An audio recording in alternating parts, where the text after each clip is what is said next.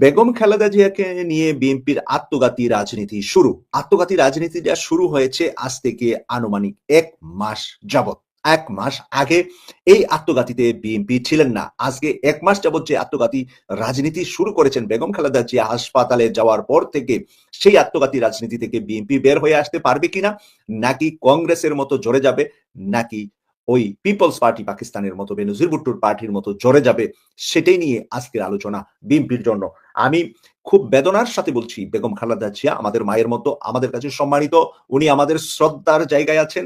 কিন্তু উনাকে নিয়ে যে রাজনীতিটা করে যাচ্ছেন বিএনপি, এবং এই রাজনীতির প্ল্যানটা কোত্থেকে আসছে, কারা বিএনপিকে এই প্ল্যান দিয়েছে, এই নিয়ে বিস্তারিত কথা বলবো আজকে। বেগম খালেদা জিয়ার যে ৩টা নমিনেশন পেপার তারা সাবমিট করবেন, আমার কথা হলো বেগম খালেদা জিয়া কি ৩টা পেপারে সাইন করতে পেরেছেন? সাইন করার অনুমতি ডাক্তারের আছে? উনি কি বেঁচে আছেন, নাকি উনাকে কৃত্রিম বাঁচিয়ে রাখা হয়েছে? তাইলে কৃত্রিম কেন বাঁচিয়ে রাখা হয়েছে? আর উনি যদি সাইন না করেন, উনার নামে ৩টি নমিনেশন সাবমিট যে হবে বাংলাদেশের ৩টা নির্বাচন কমিশনের অফিসে, পরবর্তীতে ১ মাঘে সিজ্জানা, আরেক মাঘ আসে, পরবর্তী যিনি কমিশনার হবেন, যেই ৩টা আসনে দিনাজপুর, বগুড়া এবং ফেনী, এই ৩টা আসনে ফাইলে কিন্তু উনার পেপারটা থেকে যাবে। আর এগুলা এখন মডার্ন যুগে আপনার এখন কিন্তু সব কম্পিউটারাইজ হচ্ছে। তো বেগম খালেদা জিয়ার সিগনেচারের জায়গায় কে সিগনেচার করবে? আমার প্রাইমারি স্কুলে ভর্তি হতে যদি আমার সিগনেচার দিতে হয়, আমার বিবাহের ভিতরে কাবিন নামায় যদি সিগনেচার দিতে হয়, আমার একটা জমি রেজিস্ট্রি করতে সিগনেচার দিতে হয়, আমার সবকিছুতে সিগনেচার থাকলে বেগম খালেদা জিয়া যে নির্বাচনী উনি যে ক্যান্ডিডেট, উনি যে প্রার্থী প্রতিদ্বন্দ্বিতা করছেন, উনার সাইনটা কে দিচ্ছেন? আজকে যে ৩টা আসনে উনার ক্যান্ডিডেট করা হচ্ছে, এইটা কি নির্বাচন কমিশন একটা অবৈধ কাজ করছেন না? আর এই অবৈধ কাজের জন্য ৩টা জায়গায় ৩ জন কমিশনার যেখানেই থাকুক, তাদের সাথে কিন্তু সহকারী আছে, তাদের পিয়ন আছে, তাদের বিভিন্ন ধরনের অফিসের স্টাফ আছে। কে আপনার জন্য কাল হয়ে স্ক্রিনশট দিয়ে ফটোগুলা রেখে দিবে আর ভবিষ্যতে আদালতে আপনাকে দাঁড় করাবে না, এটা বলছে কে? আপনি যে অপরাধটা এখন করে যাচ্ছেন, এই অপরাধ তো হাসিনার আমলে ১৫.৫ বছর মানুষ অপরাধ করতে করতে করতে করতে এখন ম্যাক্সিমাম মানুষ সেনা অফিসার, এই দেশের সেনাবাহিনীতে চাকরিরত সেনা অফিসার ১৫ জন, অবসরপ্রাপ্ত ১০ জন, ২৫ জনের নামে আন্তর্জাতিক অপরাধ ট্রাইব্যুনালে মামলা চলছে, তারা হাজিরা দিচ্ছে। আপনি কি ভাবেন যে আপনি এর চাইতে বড় হেডেমোলা কেউ? আপনি কি ভাবেন এর চাইতে মোটা তাজা কেউ আপনি? সেনাবাহিনীর কর্নেল, মেজর, মেজর জেনারেল, হ্যাঁ, ব্রিগেডিয়ার, ব্রিগেডিয়ার জেনারেল, তারা এসে আন্তর্জাতিক অপরাধ ট্রাইব্যুনালে হাজিরা দিচ্ছে তাদের অপরাধের কারণে। অপরাধ ছাড়া আসছে তারা। আর আপনি নির্বাচন কমিশনে থেকে এই বৃদ্ধ বয়সে এই বৃদ্ধ মানুষগুলোর জন্য আমার মায়া হয় যে এই মানুষগুলো আবার কারাগারে যেতে হবে। কারণ শুধুমাত্র এইটার জন্যই, এটা তো এই মুহূর্তে জামাত কিছু বলবে না, এই মুহূর্তে অন্য দলগুলা কিছু বলবে না। নির্বাচনটা শেষ হয়ে যাবে, এরপরে দেখবেন এই সমস্ত বিষয় নিয়ে খেলা শুরু হয়ে যাবে, এবং অপরাধীদেরকে এইগুলার জন্য তাদেরকে কিন্তু ফাঁসতে হবে, এবং তাদেরকে কিন্তু এইগুলার জন্য জবাবদিহি করতে হবে।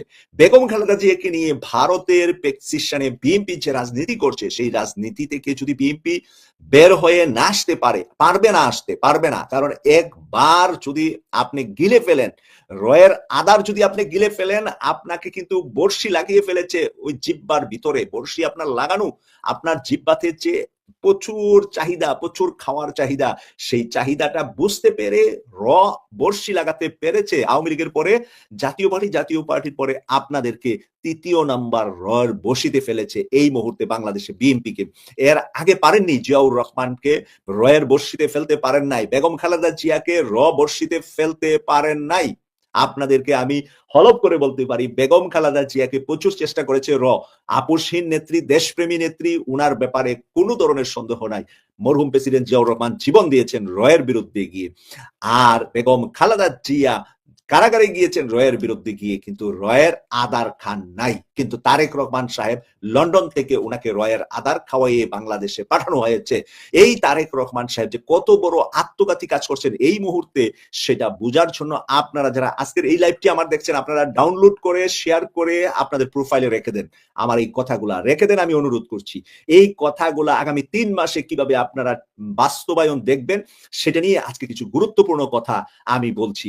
আমার এই কথাগুলো আমি অনুরোধ করবো যে আপনারা যদি কনফিউজ হন, আপনারা যদি ভুল মনে করেন, আপনারা ডাউনলোড করে রাখেন। যারা বিএনপি সমর্থন করেন তারা আরো বেশি করে এটা রাখেন। আপনারা ৩ মাস পরে মিলিয়ে দেখবেন আজকে আমি যা বলছি তা কতটুকু মিলছে। বেগম খালেদা জিয়ার নামে ৩টা নমিনেশন পেপার আজকা দাখিল করাটাকে আমি আত্মঘাতী। গত রাতে তারেক রহমান সাহেব হাসপাতালে গিয়েছেন। ১ ঘন্টা ১০ মিনিট উনি হাসপাতালে ছিলেন।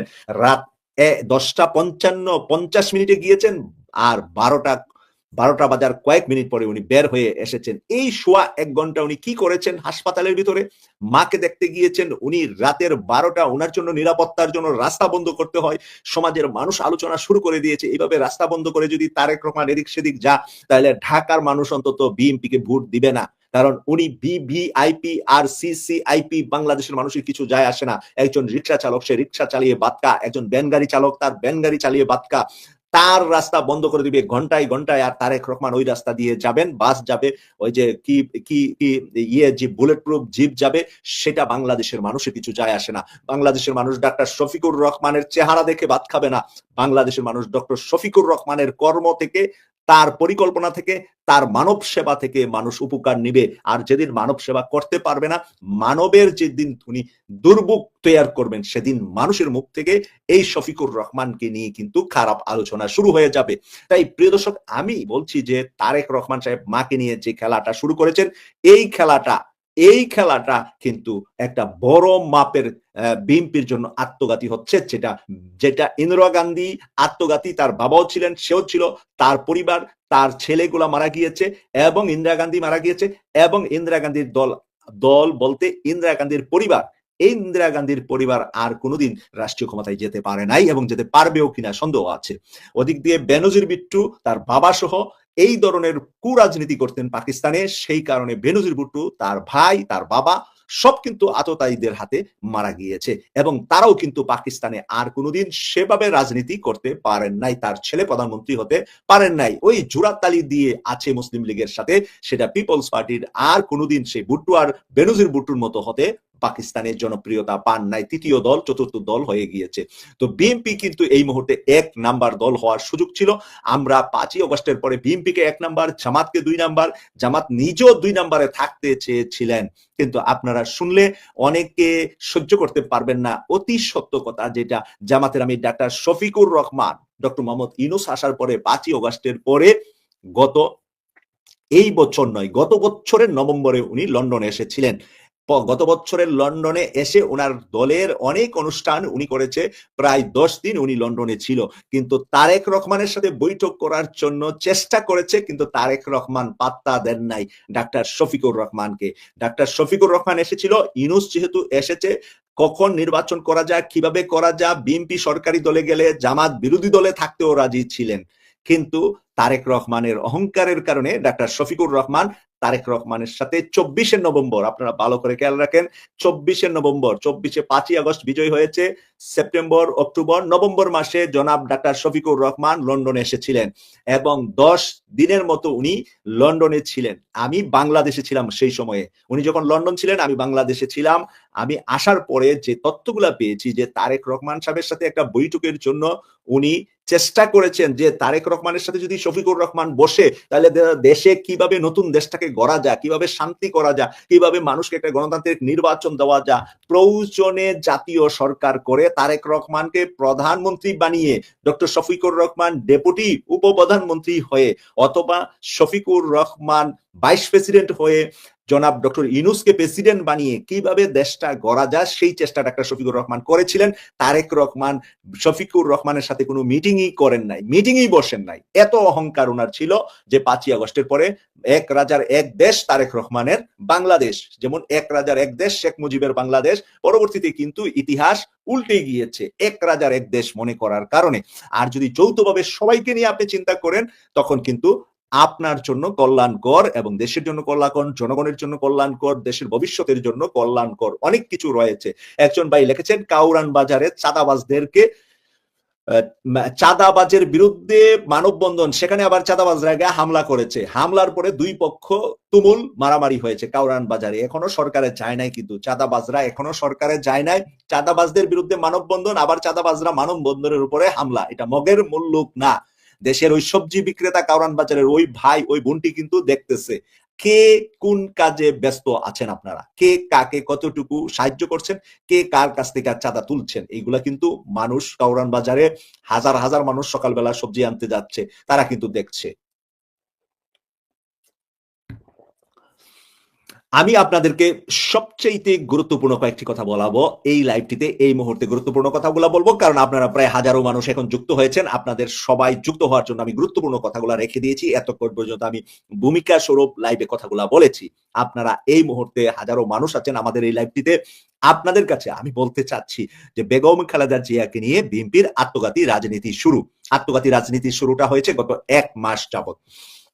বেগম খালেদা জিয়াকে যখন হসপিটালে নেওয়া হলো, উনি আমাদের মায়ের মতন, ওনার জন্য দোয়া, শ্রদ্ধা, ভালোবাসা, জামাতের আমির এবং প্রধান উপদেষ্টা সবাই ওনাকে দেখে এসেছেন, 3 বাহিনীর প্রধান দেখে এসেছেন। এরপরে ওনাকে দেওয়া হলো কি ভিভিআইপি মর্যাদা দিয়ে ওনার পুরা হসপিটালকে ওনার সিলগালা এক ধরনের করে দেওয়া হলো। এখানে সাধারণ মানুষের প্রবেশাধিকার নাই এবং বেগম খালেদা জিয়াকে নিয়ে কেউ কোনো কথা বলতে পারবে না। একমাত্র ডাক্তার জাহিদ সাহেব, ওনার চিকিৎসক এবং ওনার দলের স্থায়ী কমিটির সদস্য, উনি ছাড়া কেউ ব্রিফ করতে পারবে না বেগম খালেদা জিয়ার এখন শারীরিক অবস্থা কি, এই সমস্ত কোনো কথা আর কেউ বলতে পারবেন না। প্রিয় দর্শক, সেই ডাক্তার জাহিদ সাহেবকে দেওয়ার পর থেকেই গুঞ্জন চলছে বেগম খালেদা জিয়া আমাদের কাছ থেকে দুনিয়ার মায়া শেষ করে চলে গিয়েছেন। কিন্তু ডাক্তারদের কৃত্রিমভাবে উনাকে বাঁচিয়ে রাখার সুযোগ আছে। তো ওই কৃত্রিমভাবে উনাকে বাঁচিয়ে রাখা হয়েছে। তারেক রহমান যেহেতু লন্ডনে, তারেক রহমান কি আসবেন জানা যায় নাকি আসবেন না, ওই দিন ক্ষণটা করার জন্য, তারেক রহমানের সাথে ডিসকাস করার জন্য এই কাজটা করা হলো। কিন্তু এই ডিসকাসের মধ্য দিয়ে একটা সময় কিন্তু অতিবাহিত হয়ে যাচ্ছিলেন। পরবর্তীতে তারেক রহমান সাহেব কোথায় থেকে কি গ্রিন সিগন্যাল পেয়েছেন, উনি বাংলাদেশে আসার সিদ্ধান্ত নিয়েছেন এবং উনি বাংলাদেশে আসছেন। অনেকেই বলে থাকেন যে উনি রয়ের সাথে একটা কন্ট্রাক্ট করতে পেরেছেন, ভারতের বিরুদ্ধে যাবেন না, ভারতকে সর্বোচ্চ সুবিধা দিবেন, আওয়ামী লীগকে পূর্ণবার প্রতিষ্ঠিত করবেন বাংলাদেশে, আর ইসলামপন্থীদেরকে হাসিনার মতন আবার দাবিয়ে দিবেন উনি সরকারে গেলে। ইসলামপন্থী জামাত, হেফাজত, ইসলামী আন্দোলন, খেলাফত, যতগুলা ইসলামী দল আছে, যে দলগুলা ভারতকে কখনো মেনে নেয় নাই এবং নিবে না, ভারত বিরোধী ইসলামপন্থীদেরকে উনি দমিয়ে দিবেন। এই 3 শর্তে উনি বাংলাদেশে আসার অনুমতি পেয়েছেন ভারতের থেকে। এই কথাটা সচরাচর এখন যারা অ্যানালাইসিস্ট, যারা তথ্য নিয়ে কথা বলে, সকলের মুখে মুখে, সকলের কাছে। তখন উনি আবদারটা যখন পূরণ করলেন, তখন ওনাকে অনুমোদন দেওয়া হলো এবং উনি প্রায় 10 দিন আগে জানালেন আমি হাদির গুলি, এবং তারপরে নিউজ হলো যে জনাব তারেক রহমান বাংলাদেশে আসছেন 25শে ডিসেম্বর। হাতে কিন্তু 10 থেকে 15 দিন আগে উনি এই ঘোষণাটা দিয়েছেন। 15 দিন লাগে না তো, 15 ঘন্টা লাগে বাংলাদেশ যেতে।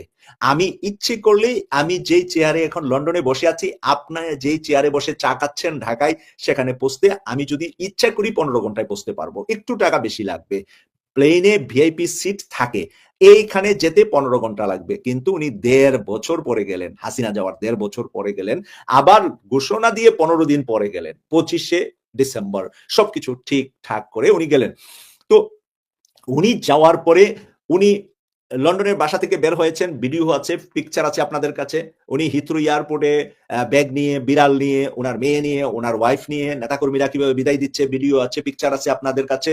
উনি প্লেনে উঠে কখন কি করছেন, কখন কার সাথে টেলিফোনে লাইন পাইতেছেন, টেলিফোনে ওয়াইফাই নাই প্লেনে, এই সব ভিডিও পিকচার। কারণ ওনার তো কয়েকজন ক্যামেরাম্যান, অ্যাসিস্ট্যান্ট সবাই মিললেই তো ওনারা গেছেন। কারা কারা গিয়েছেন ওনার পরিবারের বাইরে বাকিদের নাম আমি বলতে চাই না, আমি চিনি তাদেরকে ব্যক্তিগতভাবে, লন্ডনে তাদেরকে চিনি, যার কারণে তাদের নাম আমি বলছি না, যেহেতু পত্র পত্রিকা তাদের নাম আসে নাই। তারপরে কি হলো, ঢাকা না গিয়ে প্লেনটা সোজা লন্ডন থেকে সিলেট গেলেন।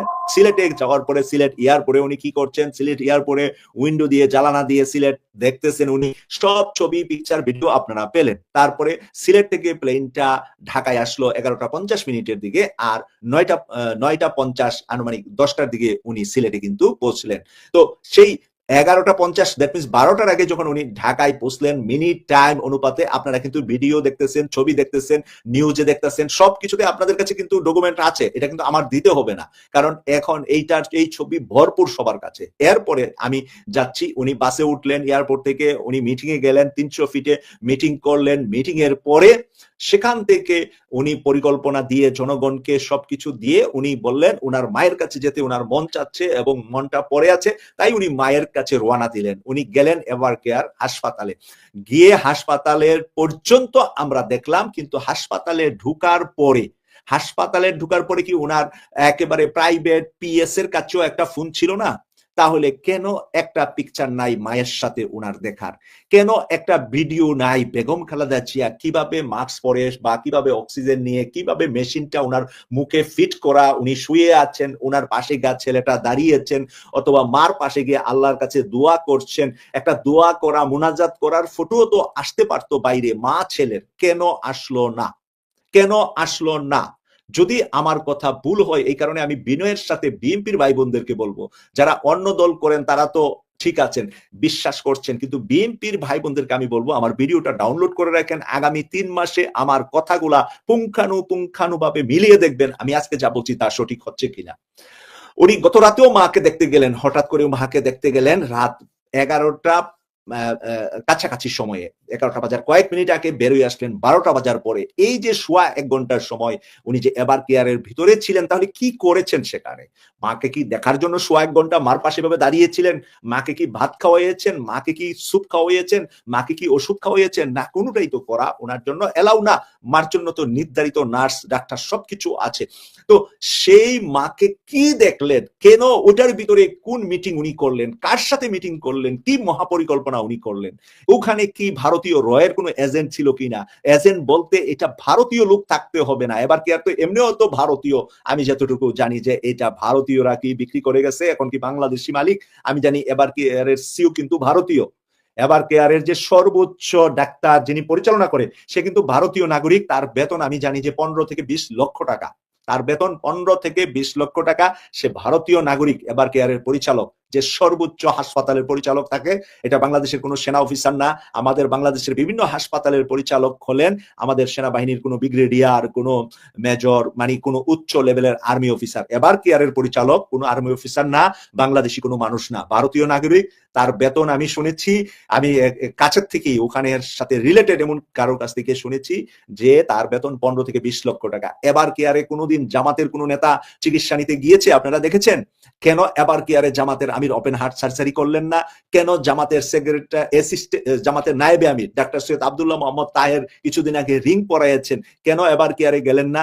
তারা কেন গুলশান হাসপাতালে যা, বাংলাদেশি মালিক যেটা, গুলশান হাসপাতালটার নামটা একজন হয়তো লিখে দিবেন, আমি গিয়েছি ওই হাসপাতালটা লেকটার পারে গুলশান 2-এ। তো ওই হাসপাতালে কেন যা জামাতের নেতারা, কেন এবার কেয়ারে জামাতের নেতারা জানা? টাকা নাই, সেই কারণে এবার কেয়ারে টাকা বেশি, ওখানেও টাকা লাগছে, কিন্তু এই টাকা নাই আর আছে দিয়ে কিন্তু হবে না। এবার কেয়ারে কেন যান না জামাতের লোকেরা? কারণ ওটা ভারতীয়দের পরিচালিত, ভারতীয় সিও উচ্চ মাপে। এখানে জামাত নেতারা গেলে বেঁচে আসবে কিনা, ফেরত আসবে কিনা সন্দেহ আছে। সেই কারণে, কারণ চিকিৎসার ভিতরে মানুষকে বাঁচানোর মালিক আল্লাহ, চিকিৎসকরা তাদের সর্বোচ্চ সেবা দিয়ে সর্বোচ্চ চেষ্টা দিবেন, কিন্তু দুশ্মনরা দুশ্মনী করার সুযোগ আছে চিকিৎসার বেলায়। জামাতের আমির অনেক বড় সাহস নিয়ে বাংলাদেশে ওপেন হার্ট সার্জারি করেছে। কেন অন্য দলের অন্য নেতারা ওপেন হার্ট সার্জারি বা এই ধরনের গুরুত্বপূর্ণ চিকিৎসা বাংলাদেশে করে না? কারণ চিকিৎসা নিতে গেলে কোন ইনজেকশন, কোন স্যালাইনের ভিতরে কি ঢুকে যাবে আপনার শরীরে, সেটা ওই ডাক্তার আর সেখানের মানে আল্লাহ ছাড়া, ডাক্তার মানে ওখানে আল্লাহর ক্যামেরা ছাড়া, ফেরেশতা ছাড়া আর কেউ থাকে না। কারণ হাই সিকিউরিটিতে রাখা হয় ওই সমস্ত রোগীদেরকে, হাই সিকিউরিটিতে রাখা হয়, এবং ওই জায়গা এমনিতেও সচরাচর মানুষের যাওয়ার নিষেধাজ্ঞা থাকে ওই জায়গাগুলোতে, তার রোগটা অন্যের সাথে শেয়ার যাতে না হয়ে যা। এই রোগটা দেখবেন মাস্ক পরে যা, দেখবেন যে ওয়ান টাইম প্লাস্টিকের আলাদা জামা পরে, এরপরে পায়ের ভিতরে দেখবেন প্লাস্টিকের মৌজা পরে, আপনার মৌজার উপরে মৌজা, কেননা ওইটার থেকে রোগটা যাতে করে যে মানুষটা দেখতে গেল তার গায়ে না আসে, সেই ধরনের কিছু ডেঞ্জারাস বিষয় থাকে। এইটা ডাক্তারি যারা পড়েছেন বা ডাক্তারি যারা পড়েন, যারা ডাক্তার আছেন, তারা এই সমস্ত বিষয়গুলো নিয়ে ভালো তথ্য আমাদেরকে দিতে পারবেন। আমি ডাক্তার না, আমি সেই ব্যাপারে যাচ্ছি না। কিন্তু কেন বেগম খালেদা জিয়ার নামে আজকে 3টি নমিনেশন সাবমিট করা হচ্ছে, এইটা দিয়ে আমি শেষ করব। এই 3টা নমিনেশনের ভিতরেই ভারতের খেলা, রয়ের খেলা, আর ওই খেলায় পা দিয়েছেন তারেক রহমান। কারণ তারেক রহমানের নিজ ইচ্ছায় পা দেন নাই, পা দিতে উনি বাধ্য হয়েছেন। ওনার মাথার উপরে, ওনার চতুর্পাশে ভারতীয় ররা আছে, ভারতীয় এজেন্টরা ওনার দল চালাচ্ছেন। সেই বিষয়গুলা নিয়ে আমরা বহু আগের থেকে কথা বলে আসছিলাম। তারেক রহমানের ওই মানে পচা শামুকে পা দিতেই হয়েছে, এখন সেই পা দিয়েই উনি দেশে আসতে হয়েছে। দেশে আসার জন্য এগুলা ওনার জন্য শর্ত ছিল।